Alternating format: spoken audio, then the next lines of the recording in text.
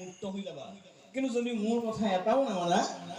তুমি এই সংসাৰ চক্ৰত আকৌ বন্দী হৈ পেলাই ঋণ খুজিবৰ কাৰণে আহিব লাগিব সেইকাৰণে আমাৰ কাৰ মন আছে বাৰু আকৌ ইয়ালৈ আহিবলৈ মনত ৰাখকচোন কথাটো অনুভৱ কৰকচোন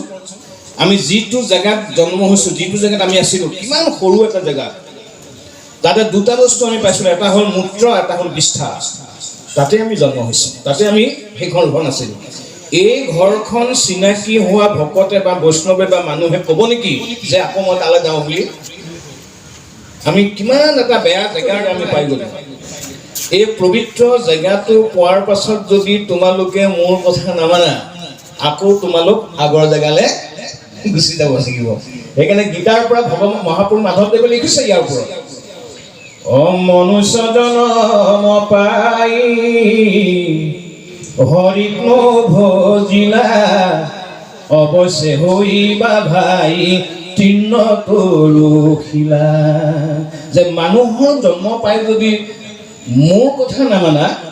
তেনেহ'লে পৰিজন্মত তোমালোকে তৃণ তৰুশিলা হৈ পেলাই ঋণ খুজিবগৈ লাগিব সেইকাৰণে আমি মনত ৰাখিব লাগে বিষ্ণু পুৰাণে কৈছে যি মানুহ জন্মগ্ৰহণ কৰি ভাৰতবৰ্ষৰ দৰে পুণ্যভূমিত জন্মগ্ৰহণ কৰি মানুহৰ জন্ম পালে মানুহৰ জন্ম পাই যদি মানুহৰ কৰ্ম কৰা নাই সেই জীৱটোৱে 84 লক্ষবাৰ ধাৰ খুজিবলৈ আহিব লাগে 84 লক্ষ আপুনি অনুভৱ কৰকচোন কিমান এটা ডাঙৰ সংখ্যা 84 লক্ষবাৰ আহিব লাগে এই কথা ভগৱানে যে ভক্তিহীন জীৱবিলাক এই সংসাৰ চক্ৰলৈ আহি থাকিব লাগে নেকি ভক্তি ভগৱন্তই কৈছে আহিব লাগিব কিমান বাৰলৈকে প্ৰশ্ন কৰিছে ভগৱন্তক বোলে মই বাৰটো দিব নোৱাৰো তাৰিখটো দিব নোৱাৰো কিন্তু মই এটা উদাহৰণ দিব পাৰো কি যেতিয়ালৈকে চন্দ্ৰ দিবাকৰ থাকিব মনত ৰাখকচোন যেতিয়ালৈকে দিন ৰাতি থাকিব তেতিয়ালৈকে ভগে যাতায়াত কৰি থাকিব লাগিব এইটো বেদৰ বাণী কি বুলি ক'লে সংসাৰ চক্ৰত চিৰকাল ভ্ৰমে নভৈলে মুহূৰ্ত বোধ একোৱে প্ৰকাৰে সুখ শান্তি নাহি নিজে নীল কাম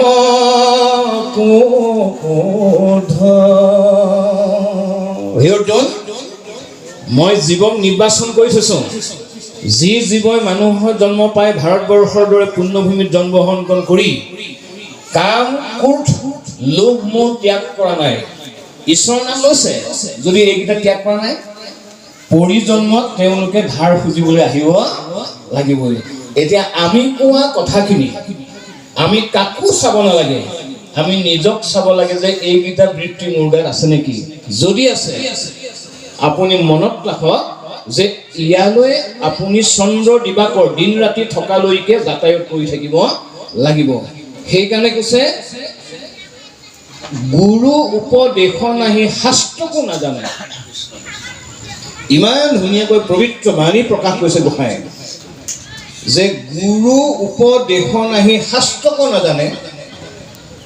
আত্মাকৰ দুৰ্গতি যিটো কৰ্তা কৰি মানে আত্মাৰ সুখ দুখ নাই বাচকৰ আত্মা নিৰাকাৰ নিৰাময় নিৰানন্দ তাকে বুজি নাপায় আমি কেতিয়াবা ভাল বস্তু এটা খাবলৈ পালে কি কওঁ আত্মাৰ সন্তুষ্টি পালে সেইটো গীতাই কোৱা নাই আমি যিটো আহাৰ খাইছো ইয়াৰ চাহিদাটো কেৱল দেহেহে পায় আত্মাই নাপায় আত্মাই এটা আহাৰ খায় এতিয়া যে আমি কৈ আছো কথাখিনি এই কথাখিনি যদি ভালকৈ আপুনি শুনিছে আহাৰ আৰু যিটো আমি পাছত খাম সেইটো হ'ল ভূত আহাৰ জীৱৰ আহাৰ ইন্দ্ৰিয় আহাৰ এতিয়া হ'ল আত্মাৰ আহাৰ এতিয়া আত্মাৰ আহাৰ কেনেকে আমি গ্ৰহণ কৰিব লাগে আমি প্ৰশ্ন কৰিম এতিয়া মহাপুৰুষ মাধৱদেৱে অধ্যয়ন কৰি পেলাই কৈছে কৰ্ণ পথে ভকতৰ হিয়াত প্ৰৱেশী হৰি দুৰ্বাসনা হৰে সমস্তৰ জলৰ যতে কমল যেহেত শৰতকাল স্বভাৱতে নিৰ্মল হয় যে আমি যেতিয়ালৈকে কামেৰে ভাগৱত গীতা নুশুনিম তেতিয়ালৈকে কোনোবাই ক'লে যেনিবা বৰ ভাল লাগিছে আপুনি ভাল লগাটো অনুভৱ কেনেকৈ কৰিব যদি নুশুনে গতিকে আমি এই অধ্যায়টোৰ পৰা বুজি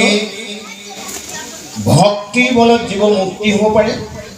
আৰু ভক্তি নহ'লে জীৱ যাতায়াত কৰি থাকিব লাগিব। এইটোৱে এইকণ সময়লৈকে পাঠে আমাক ক'লে। ইয়াৰ পাছত কি কৈছে আমি আকৌ এপাত পঢ়ি ল'ম। কৃষ্ণ কৃষ্ণ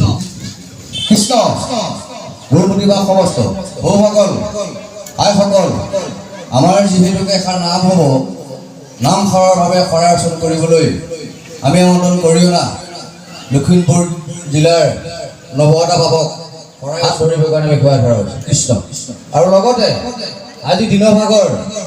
মহাপ্ৰসাদ কি অৰ্চন কৰিছিলে আমাৰ দাদা, আমাৰ গাঁৱৰ নিৰ্বাসী ডক্টৰ তুলন দাস ডাঙৰীয়া, তেখেতৰ হৈ আমি ভাগ খুৱাই ধৰিছোঁ। কৃষ্ণ কৃষ্ণ